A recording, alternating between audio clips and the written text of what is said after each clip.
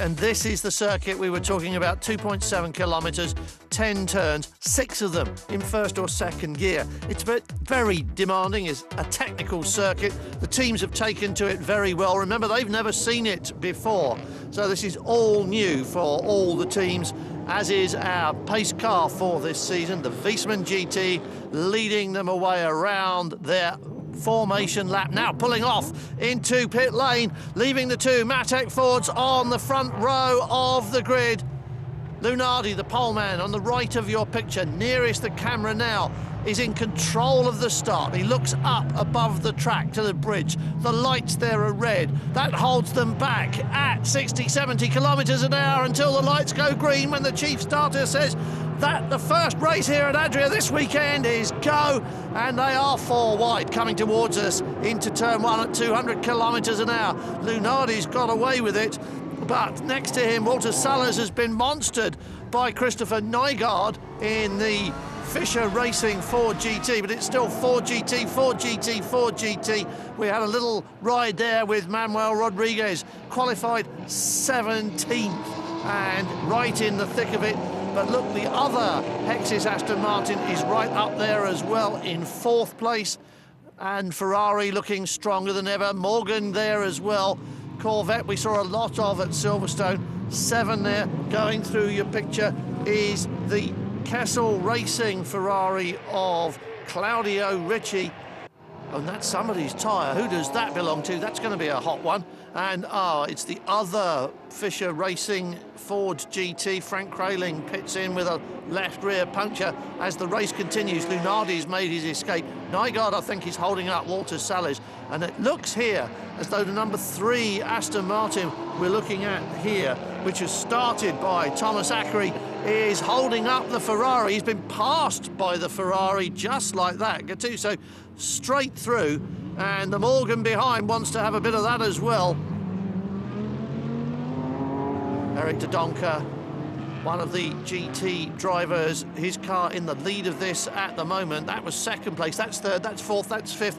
Morgan in 6th place. 1 hour racing, compulsory pit stop and driver change. And that's another puncture. In comes the number 22 track speed Porsche of David Ashburn. And that probably contact in the field. Very busy at the start with 30+ cars. 6th there is the Callaway Corvette of Luca Morrow. He's been off as well. Here's how it happened. And I think he did it alone and unaided. Just ran wide there.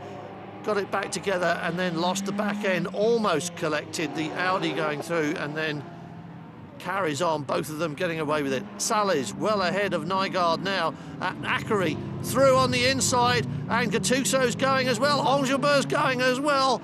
3 of them in one corner. Ackery, Gattuso and Angelbert just went straight past, and Jeffrey Horion as well in the Porsche. So 4 cars have gone through there, and it does suggest that Nygaard has got a problem in this car. He's just dropped 4 places in one corner and the next couple of yards. Here's how it happened.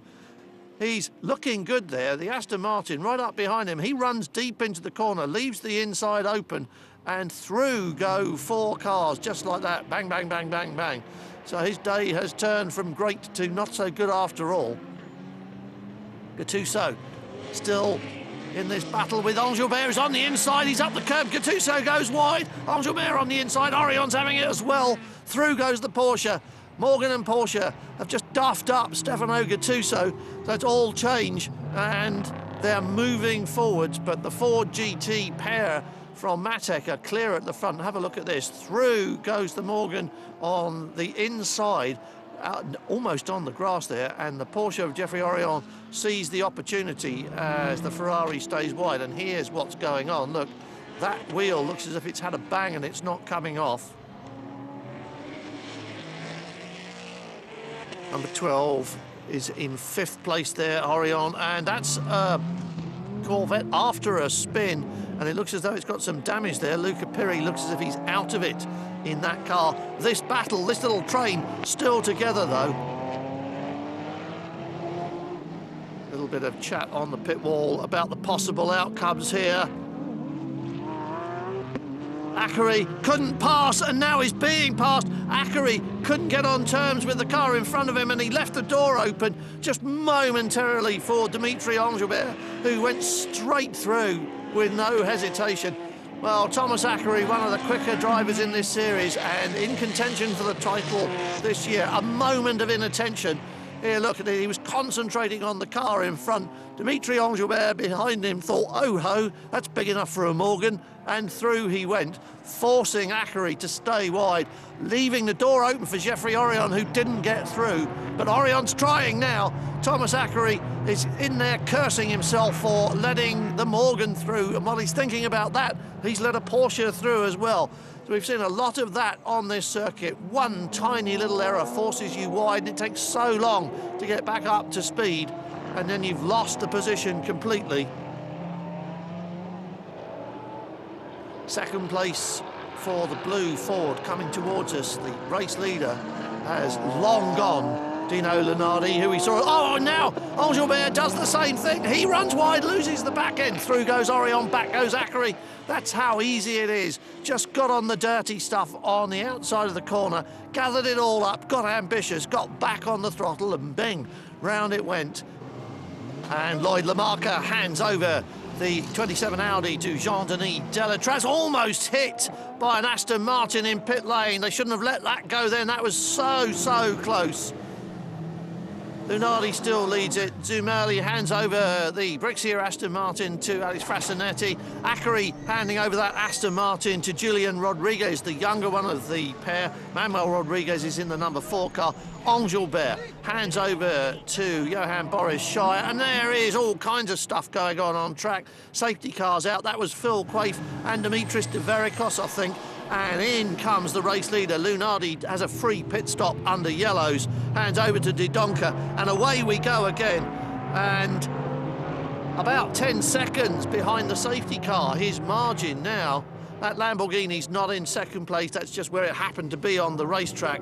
And second place is Nicky Lanik in the Porsche, and it is there, just at the very back of your picture. Interesting battles for position going on throughout the field as always, but here comes second place now, and he is 10 seconds away from the race leader and right in the thick of it as well. And running wide, he's just dropped second place, I think, to Thomas Much. Yes, he has.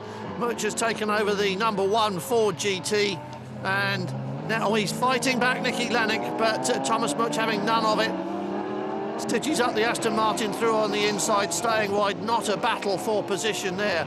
So now we're looking at Ford GT, first Ford GT, second Matek Ford.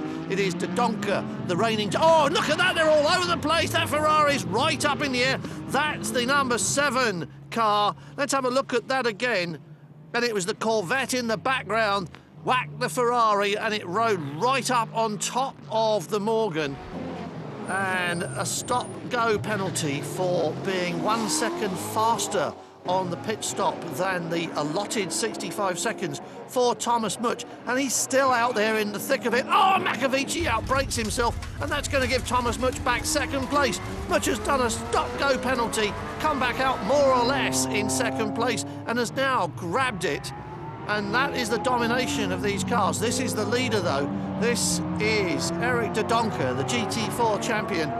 His second outing, and it's a checkered flag as they go over the line. Matek Ford, first and second. What an amazing performance. Aston Martin, 3 and 5. And this is really going to scramble up the points table after this race. Congratulations, Eric. You made it look so easy out there today. It was not easy, man. In fact, I mean, we made a bet with Martin. We changed the order of driver. We put Dino in the first race and me for the second race for the start. So Dino did a fantastic job. He pulled 20-something seconds. Here's the leaderboard then, and with Morgan on the back foot, it's looking good for the Hexis drivers at the top of the tree, but it's still close and it's still early. And as it gets later, there'll be one more race as GT3 races into darkness for the first time ever.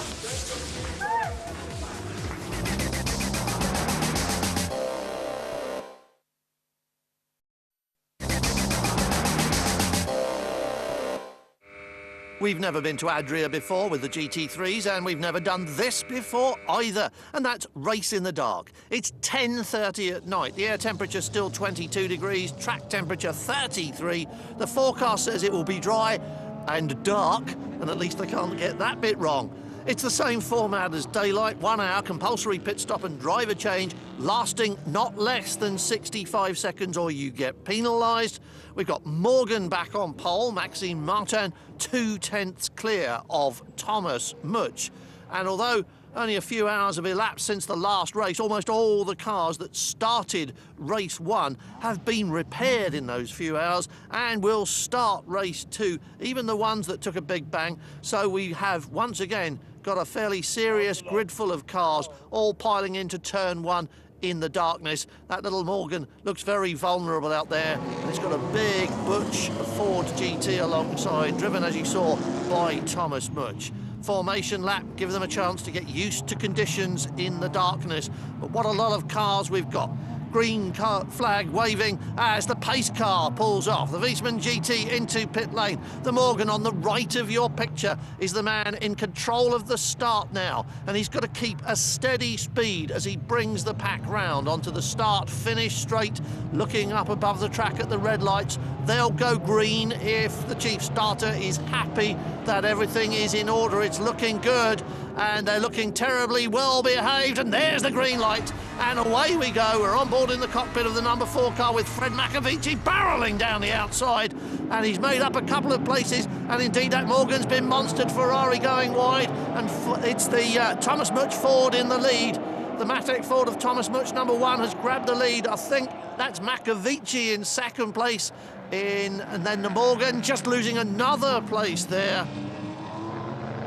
That was Phil Quaife going past Maxime Martin, the CRS Ferrari. We're back in the cockpit with McAvici trying to get past the Ford GT, still trying to get through early in the race. This is an important moment. If you can get through now, it'll be easier than later when everybody comes up to speed. Tyres get warm, the driver gets warm, and everything's a lot easier. And if McAvici can pounce on Thomas Much now, that'll be a good thing for him. But Thomas Much has seen it all before. Andrew Cicaldi in the middle of the picture, watching the CRS car in third place, battling with Maxime Martin, the pole man, for that position. Brakes glowing in the darkness.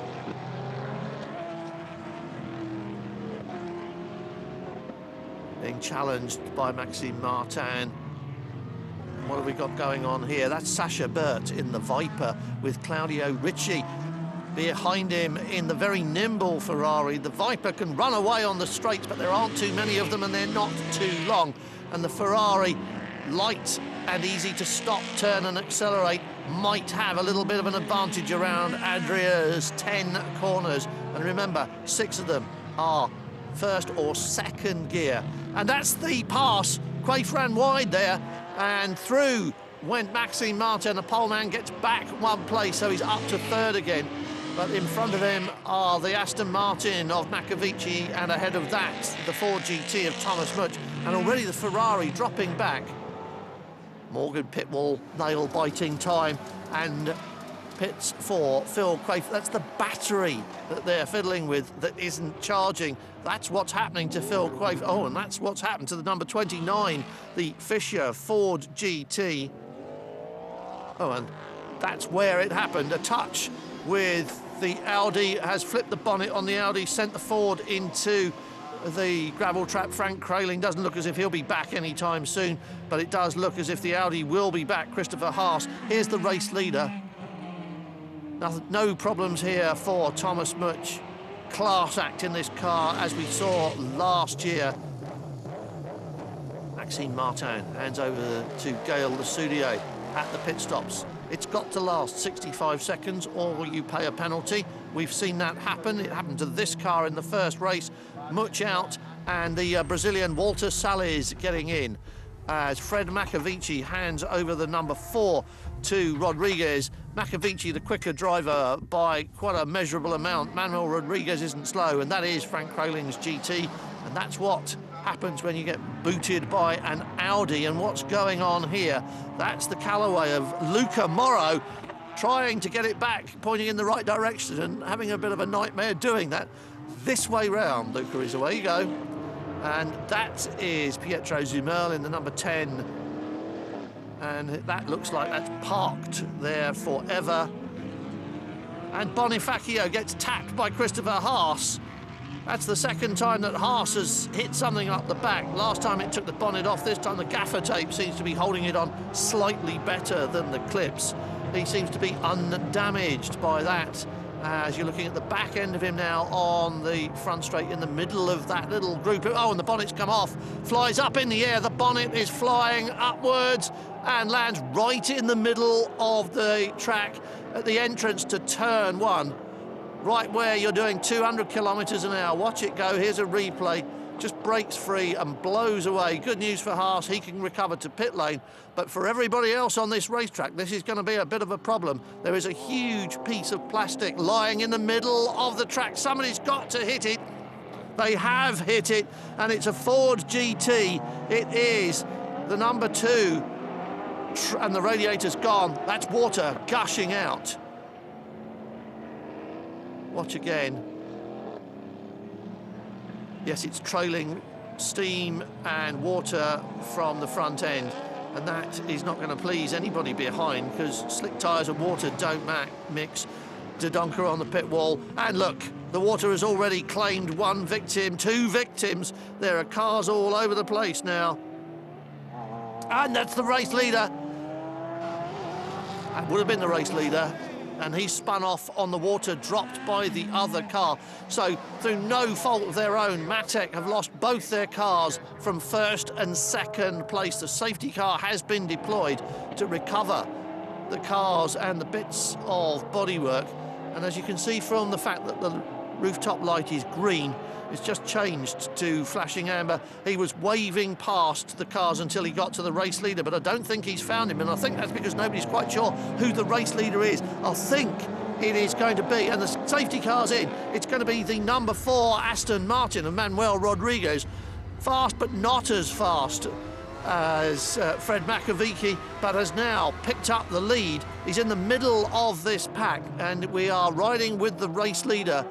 And there's still that cement dust there. It's no longer water. That's the dust that's put down to soak it up, but it's still catching people out. Martin Matzka in the 33 Audi having a little spin there.